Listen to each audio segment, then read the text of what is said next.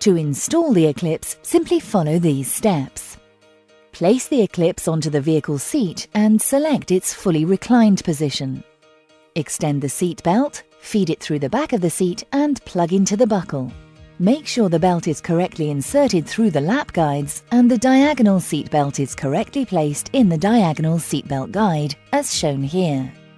Apply some weight to the seat. Pull the belt tight, feeding the slack through the diagonal seatbelt guide.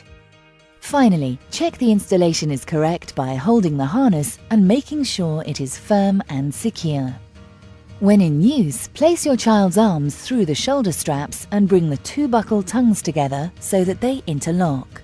Fasten the two buckle tongues firmly into the buckle until you hear a click.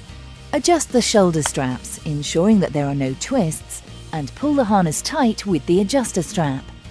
The harness should be tightened enough so that you can still get 2 fingers underneath. This will ensure your child is comfortable and secure. Adjust padding if necessary.